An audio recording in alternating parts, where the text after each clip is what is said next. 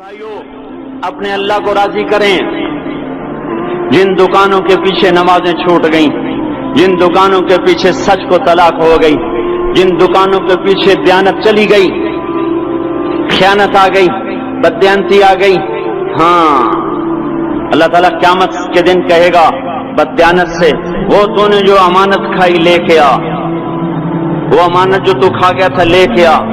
کہے گا یا اللہ کہاں سے لاؤں، وہ تو دنیا میں رہ گئی. اللہ تعالیٰ فرمائیں گے پڑی ہوئی ہے جہنم میں، پڑی ہے جا اٹھا کے لا. اور وہ جہنم میں کیسے جائے تو فرشتے ماریں گے چٹ، اور وہ اس کو لے کے چلیں گے، اور چلتے چلتے دوزخ کا سب سے خطرناک حصہ حاویہ، وہاں اس کو لے کے جائیں گے جہاں منافق رہتے ہیں. بددیانت لوگ حاویہ تک چلے جائیں گے ایمان ہونے کے ساتھ بھی. امانت کو کھانے والے لوگ حاویہ میں چلے جائیں گے جو منافقین کی آگ ہے اس میں. وہاں دیکھے گا تو جس کا مال دبایا تھا دنیا میں وہاں پڑا ہوگا، کہے گا اچھا یہاں پڑا ہے، اتنے میں وہ تباہ ہو جائے گا. اس کو اٹھائے گا، کندھے پہ رکھے گا، پھر اوپر چڑھنا شروع کرے گا، چڑھنا شروع کرے گا، چڑھنا شروع کرے گا. جب دوزخ کے کنارے پر آ جائے گا تو وہ اس کے ہاتھ سے چھوٹ جائے گا اور پھر حاویہ میں جا گرے گا. اس کے ساتھ فرشتے مار کر پھر کہیں گے جا واپس لے کے آ. پھر یہ واپس جائے گا، پھر اسے اٹھائے گا، پھر کندھے پہ لے کے چڑھے گا اور چڑھے گا اور چڑھے گا.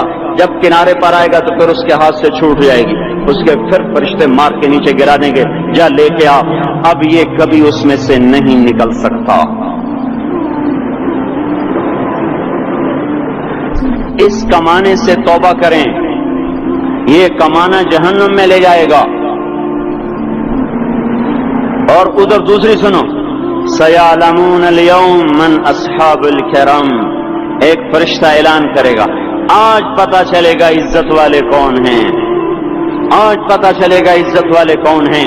أَيْنَ الَّذِينَ تَتَجَافَى جُنُوبُهُمْ عَنِ الْمَضَاجِعِ، کہاں ہیں راتوں کو اٹھ کے نمازیں پڑھنے والے.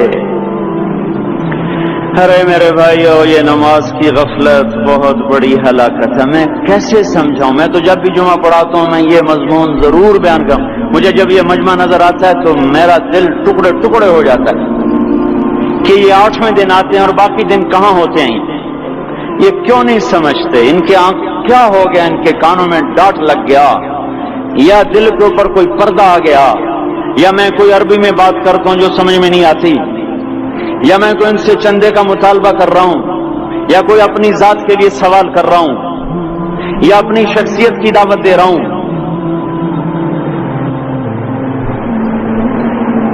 آج نماز عزت دلائے گی. سب سے پہلا اعلان ہوگا کہاں، آج پتہ چلے گا عزت والے کون ہیں، کہاں ہیں راتوں کو اٹھ کے نماز پڑھنے والے اور اللہ کے نام پہ خرچ کرنے والے. صرف نماز نہیں، زکوٰۃ بھی دینی پڑے گی. پیسہ ہے زکوٰۃ نہیں دے رہے، پیسہ ہے اللہ کے نام پہ خرچ نہیں کر رہے. بھائیو اللہ کے نام پہ خرچ کرنا سیکھیں اللہ کے واسطے. اپنے آپ کو سادگی پہ لائیں اور اللہ کے نام پہ لٹانا سیکھیں. اللہ آپ کی نسلوں کو واپس کرے گا، صرف آپ کو نہیں، آپ کی نسلوں کو واپس کرے گا. آپ اللہ کو قرضہ دے رہے ہیں، کسی ایسے ایرے غیر کو قرضہ نہیں دے رہے. یہاں مسجدیں والے چندے مانگ رہے، بھائی مسجد کو چندہ دو. مدرسوں والے چندے مانگ رہے، مدرسوں کو چندے دو. یہ تو مسلمان کی غیرت کے خلاف ہے کہ اللہ کے گھر میں مسجد کے لیے چندہ مانگا جائے. اور کہیں صندوقچیاں پھرا رہے، کہیں وہ جھولیاں. ایسی مجھے شرم آتی ہے. یہ کرنے والوں پر بھی میں کیا کہوں، ان کی عقلوں پہ بھی پردہ ہے کہ اللہ کے گھر میں مخلوق کے سامنے جھولی پھیلاتے ہیں. اور پھر ان مسلمانوں کی آنکھوں پر بھی پردہ ہے کہ ان کو غیرت نہیں آتی کہ مسجد کے لیے جھولی پھیلائی جا رہی ہو، اور یہ گھروں میں اچھا خاصا کھاتے پیتے ہوں اور مسجد کے لیے جھولی پھیلائی جائے اور مسجد کے لیے صندوق رکھے جائیں اور ہر نماز کے بعد مدرسے کے لیے لوگ چندہ مانگ رہے ہوں.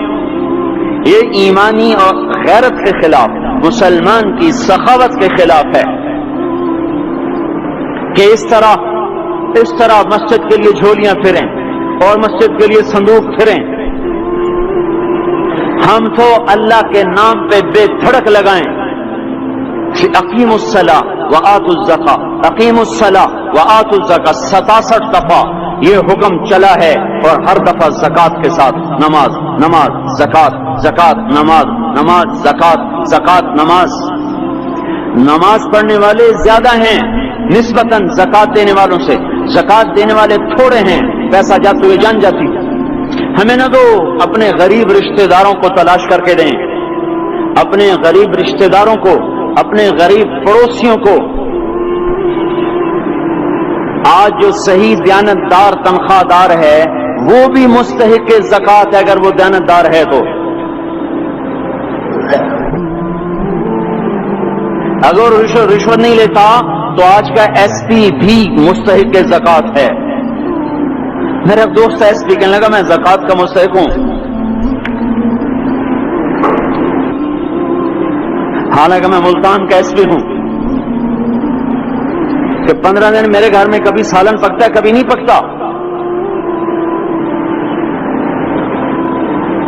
اپنے اوپر صرف خرچ کرنا. بچے کو کھلونے کی خواہش تھی، 1000 روپے کے کھلونے لے کے دے دیے. کیا ظلم ہے یہ؟ 1000 روپے کے کھلونے بچے کو لے کے دے دیے. کیا اللہ نہیں پوچھے گا کہ اس 1000 روپے کسی غریب کے گھر کا دیا جل سکتا تھا اور کسی کے غریب کا ایک ہفتہ گزر سکتا تھا، تیرے کسی مسکین رشتہ دار کے گھر میں بھی کچھ سالن پک سکتا تھا.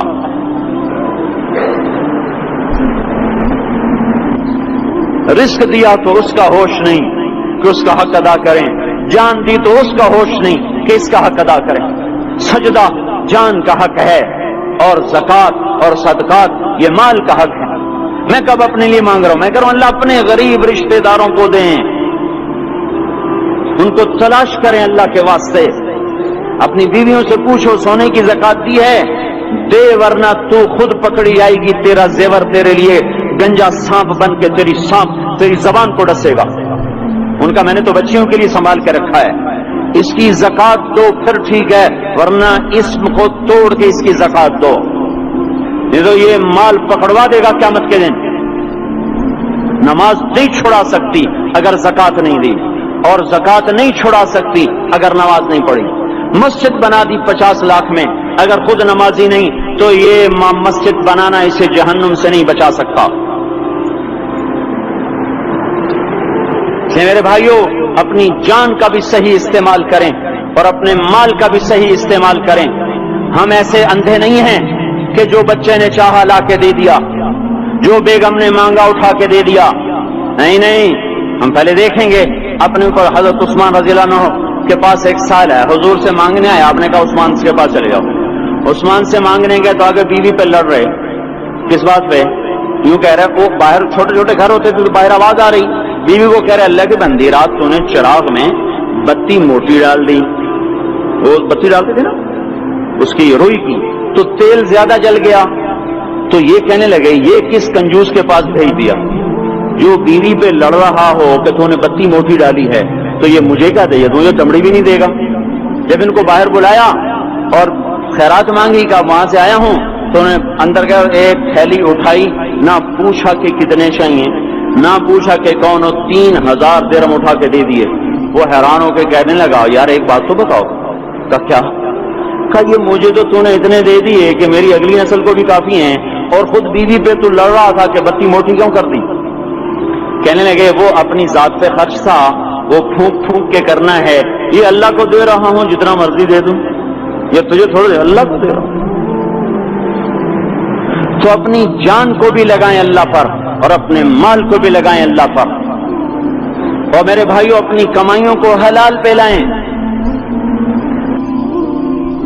اور بیویوں کو سمجھا دیں کہ ہم تمہاری خاطر دوزخ میں نہیں جا سکتے. یہ ہم اس پر توبہ کریں، اس پر توبہ کریں. اور یہ آبادی ہر وقت ہونی چاہیے مسجد کی. چلو کوئی جو جہاں سے بھی آیا ہے مسجد کے عادی بنو. میرے بھائیوں ہماری جماعت گئی تھی اردن میں 1991 میں، تو ہم اسرائیل کے بارڈر پر چلے. انہوں نے بتایا کہ یہ ہم سے آمد رفت بات چیت ہوتی رہتی ہے، چونکہ کچھ عرب ادھر رہتے ہیں کچھ عرب ادھر رہتے ہیں، رشتہ داریاں ہیں. تو کہا یہ یہودی ہم سے پوچھتے ہیں تمہاری فجر میں نمازی کتنے ہوتے ہیں اور تمہارے جمعے میں نمازی کتنے ہوتے ہیں. ہم نے پوچھا یہ تحقیق کیوں کرتے ہو؟ ان کا ہماری کتابوں میں یہ ہے کہ جب فجر کی نماز کے نمازی اور جمعے کی نماز کے نمازیوں کی تعداد برابر ہو جائے گی تو یہودی دنیا سے مٹ جائیں گے۔ اب یہاں فجر میں 1.5 صف ہوتی ہے اور جمعے میں باہر بھی صفیں بنی پڑی، چلو میں کہتا ہوں مان لیا 1/3 طبقہ باہر سے آیا ہے، یہ 2/3 تو یہیں سے اٹھ کے آیا ہے، یہ کیوں نہیں ہر نماز میں آتا؟ میرے بھائیوں اپنے حال پہ رحم کریں، اللہ کے واسطے میری پکار کو سنیں۔